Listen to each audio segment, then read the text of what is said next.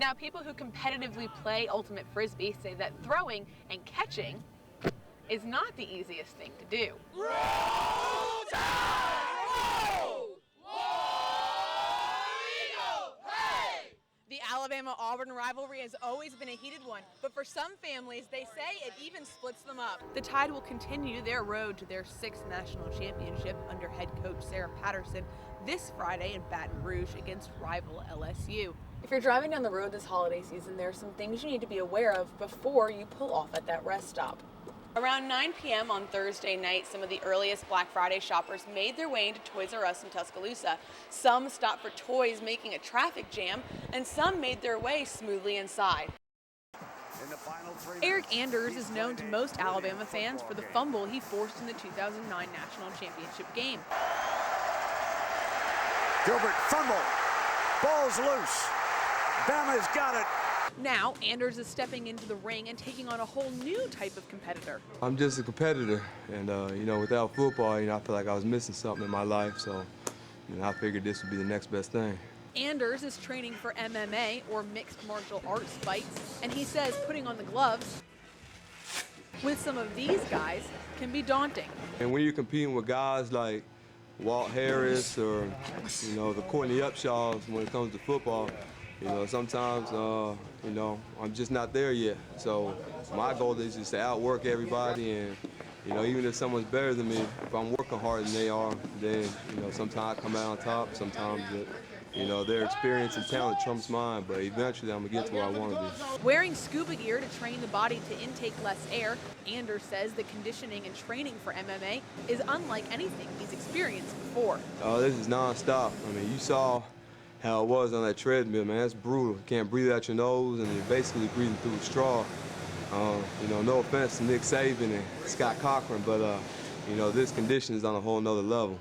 Anders says while he recognizes the amount of people training to one day become the top MMA fighters, he hopes the hard work he puts in will pay off. Sarah Chovnick, WVUA Sports. The 4th-ranked Alabama gymnastics team welcomed the 16th-ranked Missouri Tigers into Coleman Coliseum, as well as the Southeastern Conference. But this year's meet would take on added meaning as the team sported a 4:27:11 on the back of their leotards in honor of last spring's deadly tornado outbreak in both Tuscaloosa and Joplin. Two cities separated by 600 miles now have a similar purpose. How do you use your athletic event and what you do in the community to help for a greater cause? And I told the ladies, I'm like, you know what? We can be a part of making people feel better.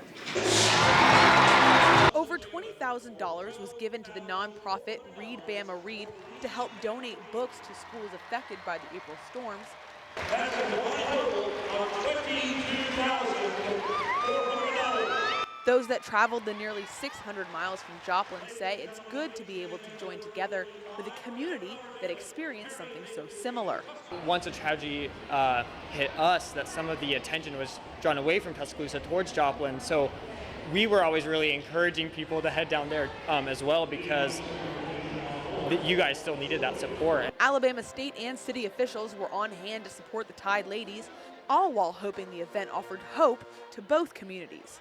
It doesn't replace a loved one, and it doesn't replace a home, but what it does help us is forget for a little bit about what we've been through. We want to remember, of course, all the people that lost their lives, all the people that were injured, all the people that lost their homes, and we need to continue to remember them and to pray for them. The Tide would go on to outscore Missouri 197.175 to 195.375. For WVUA Sports, I'm Sarah Chovnick. Football usually reigns supreme in Tuscaloosa.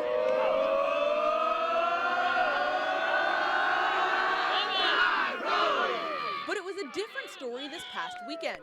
The Ultimate Frisbee tournament brought out 24 schools from all across the nation, and participants say a tournament this size is good for the visibility of the sport. Let's be honest, Ultimate Frisbee is not a well-known sport. So people, hey, I'd like to come see what it's all about. So it's really great to get the game some exposure. There's a lot of representation here. There's a wide range of talent. There's a lot of people who are very experienced and some younger teams who are still developing. Now, people who competitively play Ultimate Frisbee say that throwing and catching is not the easiest thing to do.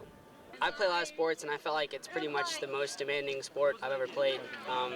It's very taxing. It takes a lot of skill just to throwing the disc. I've been playing for 2.5 years now, and I still can't throw the disc as well as I'd like, and I probably never will be able to throw it as well as I'd like. But Todd Curran with Savage Apparel sets up shop all over the Ultimate College circuit and says despite the challenge of the sport, nearly anybody can learn to play.